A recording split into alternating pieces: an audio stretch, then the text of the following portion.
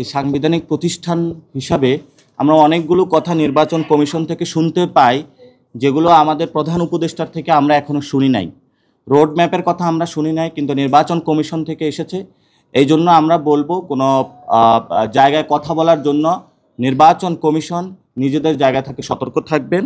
এবং প্রধান উপদেষ্টা যে কথা বলেছেন যে একটি ডিসেম্বর থেকে জুনের মধ্যে যে নির্বাচন, সেই বিষয়ে তারা কাজ শুরু করার জন্য করতে পারে।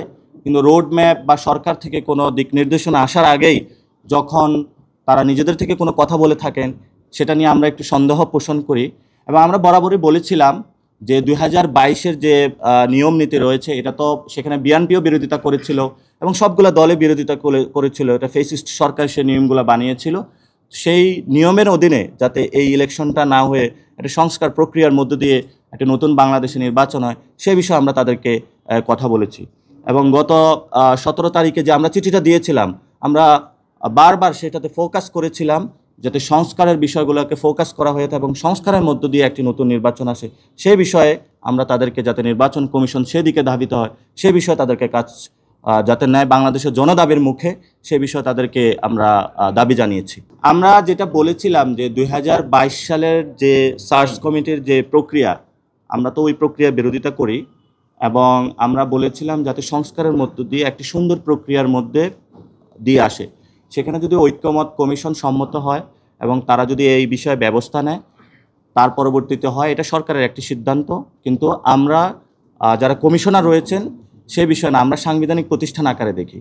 সাংবিধানিক প্রতিষ্ঠান আকারে সরকারের ঐক্যমত কমিশন থেকে যদি ডিসিশন আসে, সে বিষয়ে পুনর্গঠন হলে সে বিষয়ে আমরা দেখব। যদি না হয় ইলেকশনের আগে, তখন আমরা এটার পরবর্তীতে কমেন্ট করব এই বিষয়ে। ঐক্যমত কমিশনের রিপোর্টগুলো যখন ফাইনাল হবে, আসবে এবং সেখানে নির্বাচন কমিশনের প্রত্যেকটা সাংবিধানিক প্রতিষ্ঠানে ওনারা পাঠাবে। ওইখান থেকে সিদ্ধান্ত হওয়ার পরে আমরা ওই সিদ্ধান্তগুলোর কথা বলছি, যে সিদ্ধান্তগুলো তারা পাঠাবে যাতে ওইগুলা বাস্তবায়ন হয়। এখন তো হলো সবগুলা, যেমন আমরা গতকালকে ঐক্যমত কমিশনের সাথে বসেছিলাম, আমরা নির্বাচন কমিশন নিয়েও সেখানে অনেকগুলো কথা হয়েছে, আমরা আমাদের প্রস্তাবনাগুলো দিয়েছি। বিশেষত বড় একটা নারী ভোটারদের কীভাবে ইনকর্পোরেট করতে, অনেকগুলো বিষয় নিয়ে আলোচনা হয়েছে। তো ফাইনাল হওয়ার পরে যাতে এটা বাস্তবায়ন হয় সে বিষয়ে আমরা ফোকাস করতেছি। আমরা তো চাই যে গত 15 বছরে যে মানুষগুলো আহত, গুম খুন হয়েছিল, তারা একটি সুন্দর একটি ডেমোক্রেটিক প্রক্রিয়ার মধ্যে যেতে চায়। তো ডেমোক্রেটিক প্রক্রিয়ার মধ্যে দিয়ে যাওয়ার জন্য ইলেকশন রিফর্ম, যেটা ইলেকটোরাল বডিগুলো, সেগুলো তো অতীব জরুরি। এবং এই যে বর্তমানে যে প্রক্রিয়াটা আছে, এই প্রক্রিয়াটা আমরা মনে করি সংস্কার কমিশনের যে ঐক্যমত কমিশনের যে রিপোর্টটা আসবে, সেটা আসার পরে সিদ্ধান্তগুলো হওয়ার পরে ওইটা অনুযায়ী যদি নির্বাচন কমিশন পরিচালিত হয়, আমরা আশা করি বাংলাদেশে একটি সুন্দর ইলেকশন হবে। তবে বর্তমান ব্যবস্থা যে অবস্থায় রয়েছে, এই অবস্থা অনেকগুলা বিষয় সংস্কার জরুরি এবং এই সংস্কারগুলো প্রক্রিয়াগুলো ওনাদের সাথেও কথা হয়েছে, ওনারা অনেক বিষয় সম্মত হয়েছেন।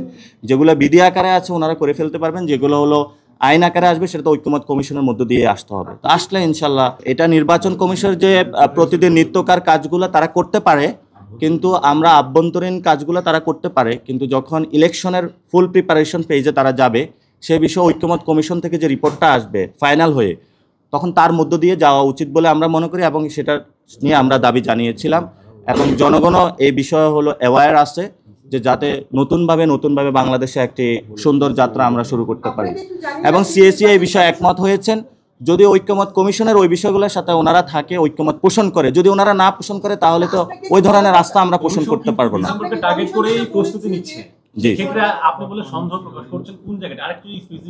স্পেসিফিক্যালি আপনারা জানেন এই ইলেকশন কমিশনের এই একটি ব্যবস্থার মধ্য দিয়ে গত 15 বছর অনেক ইঞ্জিনিয়ারিং হয়েছে।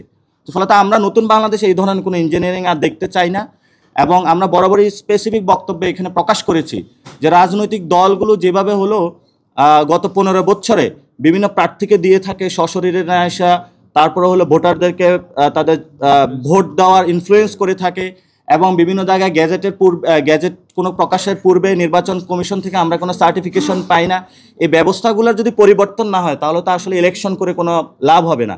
ইলেকশন যদি করতে হয়, তাহলে সুন্দর একটি প্রক্রিয়ার মধ্যে দিয়ে যেতে হবে। তাহলে গত 15 বছর আর এই নির্বাচনের মধ্যে পার্থক্যটা কী থাকলো? আমরা সেই বিষয়গুলো যাতে নতুন একটি সুন্দর সিস্টেম আসে, সে বিষয়ে কথা বলেছি এবং ওনারা সম্মত হয়েছেন, বিবেচনায় রেখেছেন।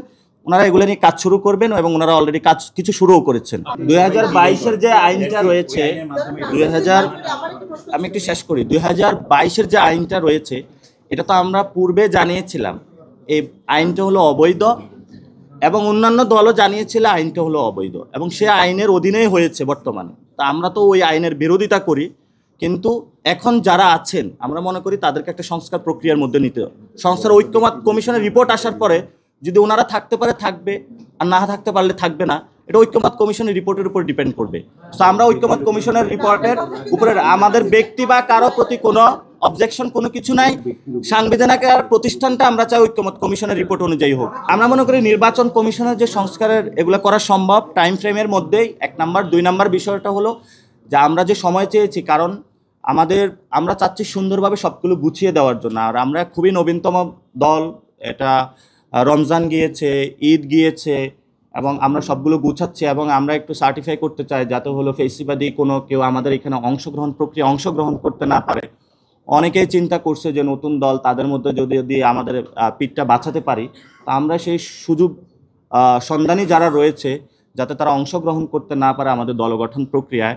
এবং যে অফিসগুলো নিয়ে নেওয়ার বিষয় রয়েছে, যেহেতু জনগণের ক্রাউড ফান্ডিংয়ের মধ্যে আমাদের দলটা চলে থাকে, জনগণের কাছে একটু যাওয়া, সকলের সাথে অংশগ্রহণ, এটার মধ্য দিয়ে আমরা একটা সুন্দর প্রক্রিয়া, যেটার জন্য আমাদের একটু সময় প্রয়োজন।